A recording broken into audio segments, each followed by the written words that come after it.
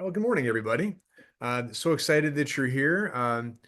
To those that are joining us this morning, awesome. We have an awful lot of people that have been downloading these after the fact, which is pretty cool too. So for posterity, we're excited to be recording this. Okay, want to talk today about. We're here to talk about building trust through effective financial communication. Now, is that dry as toast or what? I mean, I know we've got some treasures on the line here and some financial people, but come on, man, that's dry. So what we need to do is we need to make this interesting. Well, that's what we're going to talk about today. We're going to talk about how are we going to get this financial information out there in a way which is compelling, right? How are we going to do that? And that's hard. That's hard. So let's break this down. First of all, the name is Tom Speaks, founder of the Impact Group. Began, gosh, about 25 years ago. We specialize in helping, school districts, park districts, boards of development and disabilities, people that serve people with development and disabilities. It's what we do. Our mission is we positively impact people's lives. So we're excited to be a part of that. Okay, let's talk about this. Building trust through effective financial communication. Now, the operative word here is trust. Is trust. I want you to think about this. I know some people are probably on this call right away. Like, let's get right to the how do we present our 5-year operating plan? How do we present? Hold on. Trust is the most foundational element of communication. I want you to think about this for a second. I want you to think about if there's someone that you don't trust at all, you just know in your belly you do not trust this particular person. And that person has just handed you a financial opportunity. They just handed this to you and it's beautiful. It's a glossy, beautiful layout, very professional. And this material goes to a website which is top notch. I mean, it is a great website. And on that website, there's really compelling videos about this thing. If this was an opportunity to invest in something, would you do it? And the answer is heck to the no. And the reason is because I don't care how nice the stuff is. I don't care how nice the presentation is. If the source is untrustworthy, it doesn't mean a hill of beans. So before we get into some other stuff today, and I've only got you here for another 27 minutes, we got to talk about trust. We got to talk about trust. The Impact Group, we're a communications firm, right? And people will help different entities if they need to get information out in a factual way to make sure people understand before they're voting for a levy or if other things are happening. People will say we have these huge things coming up. One of our foundational questions always is, when we ask this in a kind way, does anybody trust you? Because communities are funny. I don't know if anybody has experienced this. I was doing a presentation a couple years ago, and I had there was a school district which had come together. There were two former school districts, okay, and in the former school districts there was like the woodchucks, and they were proud woodchucks, and then the other district was the gophers, and they were proud gophers, and by gosh, these districts came together and they didn't do a very good job communicating all of this. And now they're one district and they're mad. So I'm doing this focus group and everybody's really upset. Everybody's really mad. I'm like, gosh, guys, this is like visceral. When did this amalgamation happen? They said 1974. That's 50 years ago. 50 years ago. Dude, the woodchuck pride is still burning. It's crazy. Here's where I'm going with all this silliness. Communities never forget. I'm sure some people on this call have got a situation where someone embezzled money in 1982, or the mayor bought a something or whatever in this, and people they always remember. Trust, once it's broken, requires a real effort to regain. So either you're coming from a broken place, or we need to regain that, or we just need to build it. The foundational element of communication, I'm going to say it again, is trust. Something else you'll hear the impact group say a lot of times. People need to hear things 11 to 15 times before it even sinks in, right? So repetition, repetition. Let's talk about this. If trust is indeed the foundation of communication, how do you build trust? Well, one of the most foundational ways you build trust is you do what you say you're going to do. this should be pretty obvious, right? But man, we found that common sense is not common practice. A lot of times people we think we understand these things. When we move forward, people they don't get it. So if trust is built by doing what we say we're going to do, okay, are we doing what we say we're going to do? And are we making it simple for people to realize that? And this is the caveat. You're like, of course we do what we say we're going to do. And of course, well, your people that you're communicating to are busy. The last thing they want to know is about your 5 year forecast or your other things. That's the last. They're taking kids to soccer practice, and mom is sick, and they've got a mortgage, and the last thing on their mind is your finances. I promise you. So how do we make this relevant? How do we build trust? Well, organizations that have trust have three things. We call it the high impact model. You got to have three things to have trust. The first is you got to have a plan. Where in the world are you going? You got to have a strategic plan. Where are you going? The second is you got to have a great culture. And the third is communication. I'm going to break those down. So, again, the foundation is trust. We're talking about finances, but trust is the foundation. The first is the plan. You got to have a strategic plan. Here's the reason. If your community doesn't know where you're going, and if your staff doesn't know where you're going, there's a really good chance you're not going to get there. And then the element of this, again, we build trust by doing what we say we're going to do. So here's the beauty of a strategic plan. There's two, and there's other all kind of stuff, but a big one is a well-constructed plan has very clear, this is what we are going to do over the next 3 to 5 years. We're going to do these specific things at these specific times by these specific people. What you do with a plan is you essentially, so you've got your plan. You don't do this with all the ticky-tack stuff of the plan, but there are elements of the plan which are community facing, which we can brag about. You say, community, we are promising you we are going to do A, B, and C. As you complete A, B, and C, and as you're knocking off milestones to A, B, and C, you from the rooftop are talking about you're knocking off these milestones. You're doing what you say you're going to do. You can't assume people are just going to understand this and get this. They're busy. You need to tell them you're doing what you said you were going to do. And again, the strategic plan allows you the opportunity to package that up in a really awesome way to demonstrate that. Again, we're building trust, right? The other aspect of the strategic plan, which is critical, is the open dialogue with your community. Um, this is something we advocate a lot, and it seems so obvious, but common sense is not common practice. Ask your community how you're doing, and if you think about it, we're always telling our community things, whether it's our community or our constituents, we're telling them this, we're telling them that. How often do we say really complicated things like, "How are we doing? What could we do better? Are there aspects of our finances which are confusing? Are there things that you would like to see more of? What would help you understand that we are doing the very best job we can to be fiscally accountable and responsible?" It's fascinating. If you're able to turn that around and just ask, you get good stuff. And they're a little blown away because asking is vulnerable. And that's the other aspect of trust. To build trust has two big pieces. One, trust is you do what you say you're going to do. That builds trust. You've asked me to Tom to do something. I not do it again and again, and like fourth or fifth time, like Tom's a trustworthy guy. He's going to do that. The other aspect of trust is vulnerability.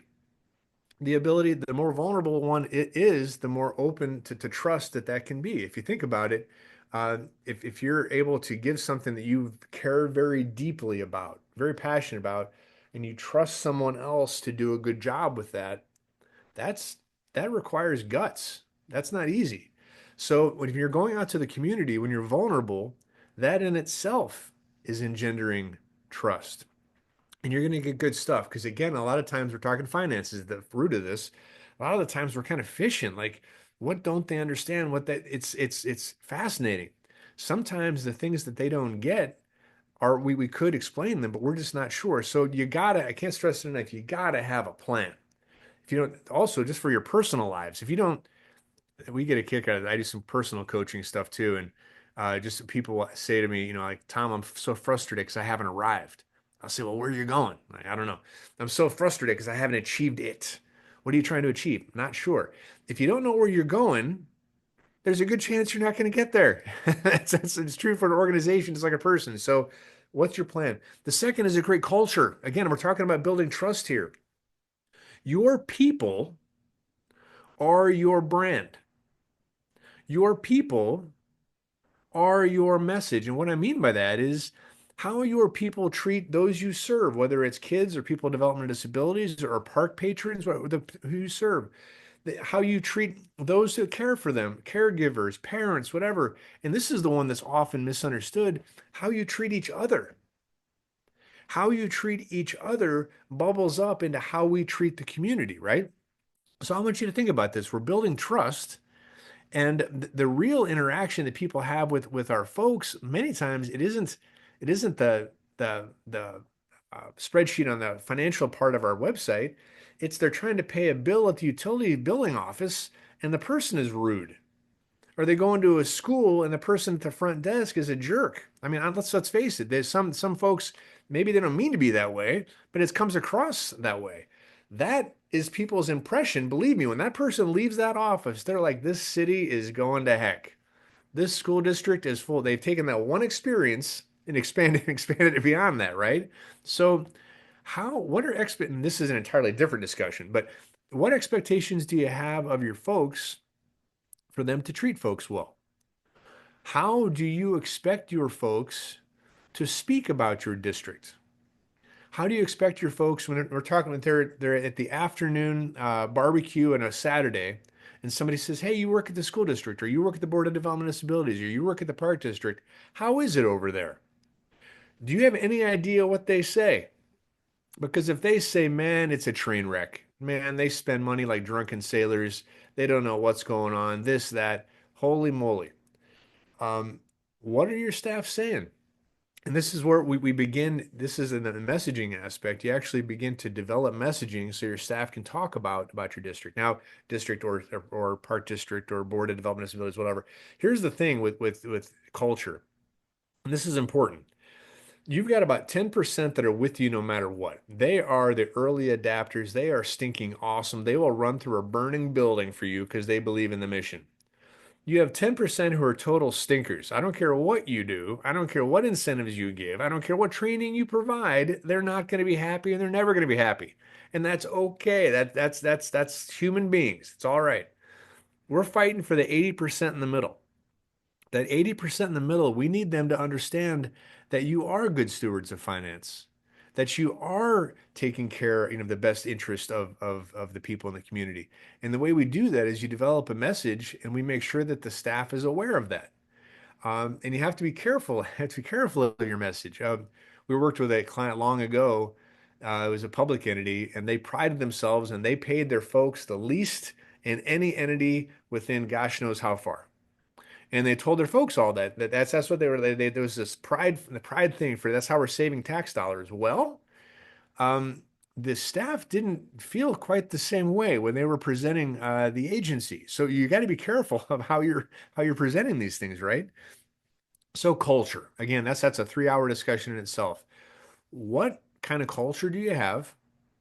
Are people treating people well? And do you have clear messaging for your staff when they talk about your finances and such? Let's talk about the last S. So you've got a plan. You got to have a plan. We're talking about building trust. You got to have a focus on your culture. And now communications. The idea with communications is we need to make sure that we are clear. Now, there's something at the Impact Group we call strategic communications. And the idea here is that I'm going to say it again for the fourth time that common sense is not common practice. If you're communicating everything all the time, nobody hears anything. It's just noise. It's just a bunch of noise. One of the things we'll do with the folks we work with is we sit down at the beginning of the year and we establish strategic priorities, strategic communication priorities. What that means is, okay, at the end of this next year, the big question is, What does your staff have to understand when this year is complete? What does your community have to understand when this year is completed? And just to be very clear, and of the priorities, one always is, and it always should be, we're going to consistently communicate the good things we do. We we're taking care of kids or people with developmental disabilities or our park patrons or our customers. We're taking care of folks that very, and we talk about that. So one priority is always tell them the good things we do. Okay. Now, what are your other priorities? You might have, let's say there's a big facilities project coming up. The community's got to be aware that there's a bond issue coming up or there's something going on with the schools. At the end of this year, strategically, our community and our staff have got to know why this is important. Or finances itself. The idea that we're in serious financial issues, the community needs to be aware of that. At the end of the year, we're going to have that. It could be we've had some situations where like a school district or another, they're consolidating. They've got all, the different uh, buildings are coming together in one mega building. That has a whole slew of challenges itself. So we're going to focus on that this year. Here's the idea. You get very clear about what those priorities are, those communication priorities, and that's where you put your gusto. Again, you're talking about the good stuff, but man, you're talking about the good things we're doing. So let's say our priorities are the good things we're doing with kids or those we serve, uh, the our fiscal, uh, the fact that we're fiscally responsible, and we have an issue with our buildings. We decide those are our three things. Okay, anything we do throughout the year, we're doing our very best to bring those topics back in, right? We continue to talk about these things again and again. Now, let's talk about that. There are those on this call that have worked with us before, but I'm going to reiterate this one methodology which we built a business around. And honestly, it's awesome. It's called 333. Now, this is the messaging piece. So now we're talking about the communications element. We're talking about communicating now the financial part. Um, One of the things, and this is what I'm talking about the 333, one of the things we found with financial people, especially, God bless you guys. You guys want to convince people with data, which is wonderful. I'm gonna give you the pie charts and I'm gonna strong arm you into seeing that this is a good way to go. It warms my heart because I'm kind of analytical myself. But the reality is that's not how people think. People 333. So take this on board here. 85% of people get all the information they're going to use to make a decision, buying decision, voting decision to decision, with 3 seconds of information. Lord help us. I think that's one of the reasons our country's in the situation it's in right now, frankly, is that people make decisions without digging too deep into some of these things. So it's 3 seconds. So, 2 to 7 words. So I want you to think about this. You are talking about finances, you're talking about buildings, you're talking about some pretty high level big stuff or some important stuff. How do you describe it in 3 seconds? How do you describe what you do in 3 seconds? What's it's the very top level. It's the thing, right? Where is your we worked with the board of development disabilities for a while, and their 3 second message I always thought was great is, what do you do? We help people live, learn, and earn. We help them live in the community. We help them learn, each every day. We help them earn a living to have pride in what you do. We help people live, learn, and earn. Simple. It's emotionally based. So what is your 3 second message? When you're trying to get this across, what is just something absolutely simple? It's the why. It's the why behind this, right? Um, so your 3 second message. The next is 30 second message. If 85% of people are going to give you 3 seconds to understand something, 10% will give you 30 seconds. Why is this important? It's 2 bullet points, maybe three. So again, you're talking about we have this huge facility need. We have these massive needs. Cool. What's your 3 second message and 2 bullet points? That's it. And here's our three. Here's the thing. You're out of your mind, Tom. I can't possibly explain this whole story in that time. You don't have to. You're setting the hook. This is marketing. This is communications. This is understanding where we are as a society right now. And here, go back now again to we talked. Remember, talked about the strategic plan a little bit and meeting with your community. It's necessary when you're developing these messages to understand what your community needs to hear or to understand what your community understands. And actually, also the words they use. So, I use this example many times, but I was working with a park district one time, very big park district, and they were trying to get out this. They had a very big issue coming up, and they were very much supporting open space. They wanted to support open space. We talked to a bunch of people, and we found out that nobody wants open space. Everybody wants green space, but nobody wants open space. And this is hilarious because open space and green space, they're the same thing, right? But here's the crazy part. That district was ready to promote we are for open space. People don't want open, they want green space. So just by simply changing the message, we're for green space, they had a powerful impression. So here's where I'm going with this. When you're before you start talking about the complexities of the finance and the 5-year forecasts and all the rest, what does your community want to know? Have you asked them what are the key things which are important to you? What are the key indicators which would demonstrate that this is going well? Because here's the thing: I was doing this one time with a treasurer, and she's super smart lady, and she was awesome. And she's like, Tom, I just really want everybody in this community to really understand school finance. And I said, with love in my heart, I want to tell you this: you and about 3 other people are the only ones that care. I mean, honest to God, at that level, um, everyone they don't want to understand the depths of school finance. What they want to know is that there's an intelligent, trustworthy, reliable, intentional person that's got their hand on the steering wheel that knows where this thing is going. If that's they're like, you got it. That's awesome. You do you. I'm going to do me. But we gotta be able to communicate that. So the 3 and the 30. Think about that. The 3, the 30, the 3 now, that's your evidence. And that's where, so 85% in the 3, 10% in the 30. And if the last 3 minutes, so that's 3 minutes or more, uh, that's about 5% of people. And that's your evidence. And that's the stuff you gotta have, and that it's important, right? That's your spreadsheets, that's the 5-year forecast, that's your data. It's all important. I don't want anybody to in any way hear me saying that willy-nilly. No, man, you gotta have your facts and figures squared away, and it's got to be right. The thing is, you don't lead with it.